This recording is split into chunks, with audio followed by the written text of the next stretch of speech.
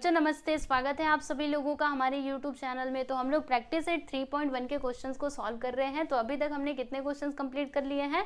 तो 3 क्वेश्चंस हम लोग कंप्लीट कर चुके हैं, ठीक है। और इस वीडियो में हम लोग कौन कौन से क्वेश्चन सॉल्व करेंगे? तो क्वेश्चन नंबर 4, 5, 6 और 7 यानी कि टोटल 4 क्वेश्चन हम लोग यहाँ पे देखने वाले हैं, ठीक है।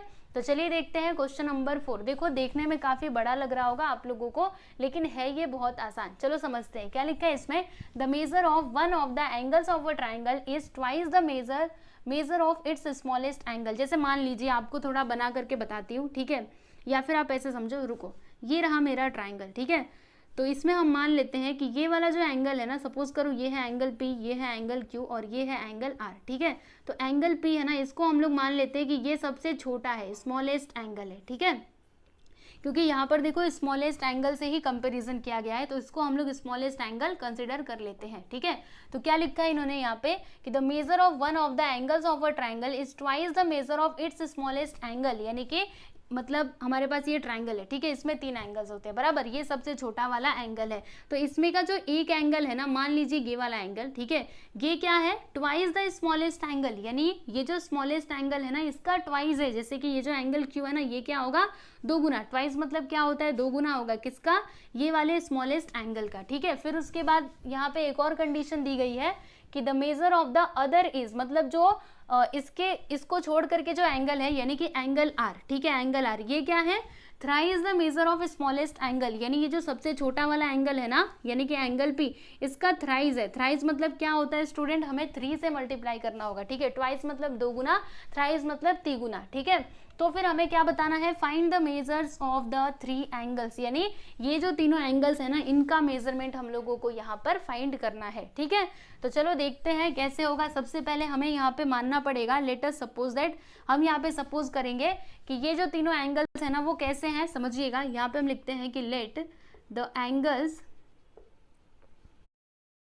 वीडियो में आगे बढ़ने से पहले मैं आपको बताना चाहूंगा एक ऑनलाइन ट्रेडिंग प्लेटफॉर्म के बारे में जिसका नाम है गुरु ट्रेड 7। इस एप्लीकेशन यहाँ पे हम लिखते हैं कि let the angles of triangle PQR, ठीक है। हमारे पास एक ट्राइंगल है PQR, जिसके जो एंगल्स है ना, वो कैसे हैं, let the angles of a triangle PQR such that, वो कैसे हैं समझिएगा ध्यान से। ये जो एंगल P है ना स्टूडेंट, ये सबसे छोटा है, ठीक है। सबसे छोटा क्या है, एंगल P। उसके बाद है एंगल Q, ठीक है। ये देखो, ये लेस देन का साइन है। उसके बाद क्या है, अच्छा एंगल थोड़ा अच्छे से बनाओ, एंगल Q, ठीक है। और इससे छोटा क्या है बच्चों, एंगल R, ठीक है। छोटा नहीं, ये सबसे छोटा है, ठीक है। इससे थोड़ा बड़ा क्या है, एंगल Q, और इससे थोड़ा बड़ा क्या है, एंगल R, यानी कि सबसे बड़ा ये है, ठीक है। तो यहाँ पे सबसे बड़ा हमें नहीं चाहिए, हमें तो सबसे छोटा चाहिए।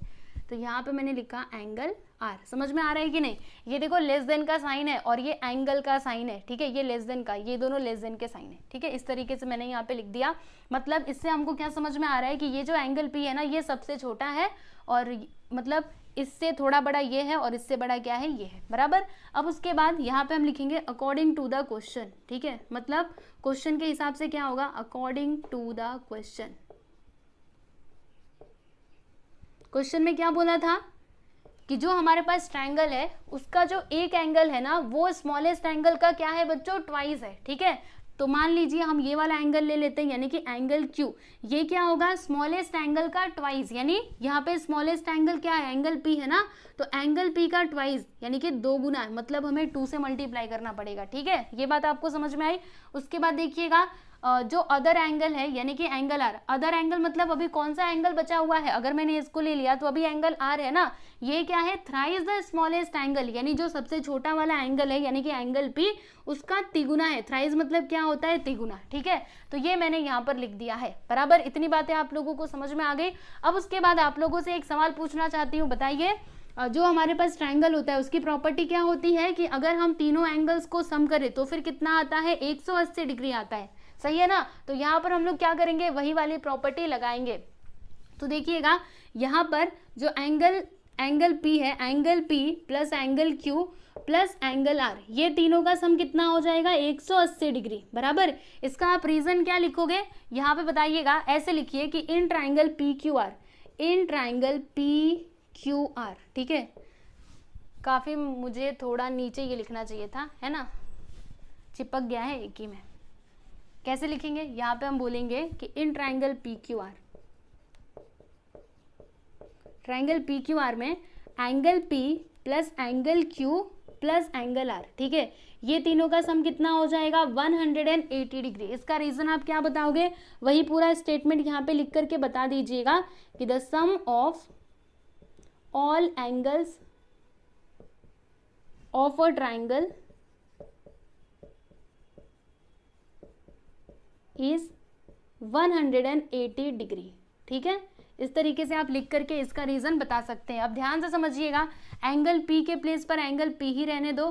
फिर ये जो एंगल Q है ना, देखो ये किसके इक्वल आया है, ये देखो 2 एंगल P के, तो यहाँ पे हम लिख देंगे 2 एंगल P प्लस, फिर उसके बाद देखिएगा एंगल R किसके इक्वल है, 3 एंगल P के, तो ये लीजिए मैंने यहाँ पे 3 लिख दिया, 3 angle P which is equal to 180 degree, ठीक है। अच्छा, ऐसा करने से होगा क्या, हमें ना यहाँ पे एंगल P का वैल्यू मिलेगा, ठीक है।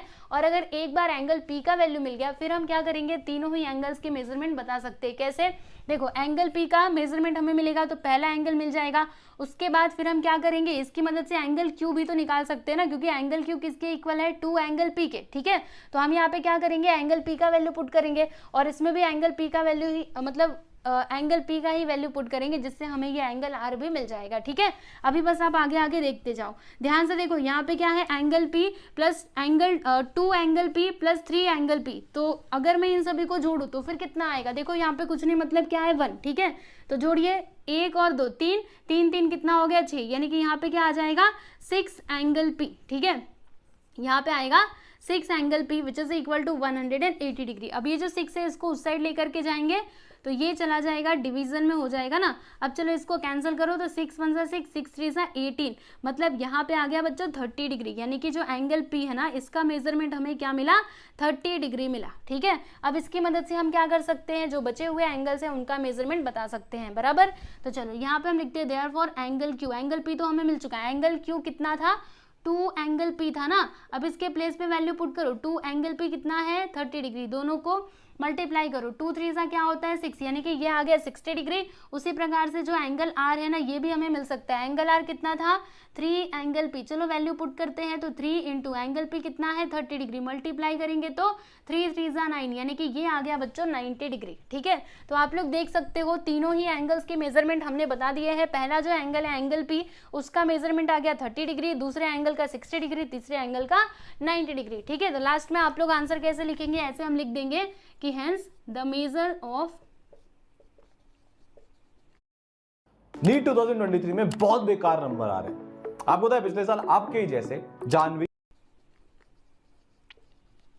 Measures of each angle is, देखो पहला वाला जो एंगल है इसका कितना मेजरमेंट है 30 डिग्री है ना, दूसरे वाले का 60 डिग्री और तीसरे वाले का 90 डिग्री, यहाँ पे लिखेंगे एंड 90 डिग्री रेस्पेक्टिवली, ठीक है। समझ में आया, ये हो गया बच्चों आप लोगों का आंसर। तो आप देख सकते हो कितना आसान क्वेश्चन था, है ना, आसान था कि नहीं, समझ में आया। देखो समझ नहीं आता है तो आप मुझसे जरूर पूछ सकते हैं कमेंट करके, ठीक है। एक बार फिर से एक्सप्लेन कर दूं, सुनो यहाँ पे क्या कंडीशन दी गई थी। वैसे जिनको समझ में आ गया अच्छी बात है, वीडियो को आगे करके देख सकते हो, बाकी जिनको नहीं आया है उनके लिए मैं दोबारा से एक्सप्लेन कर रही हूँ, ठीक है।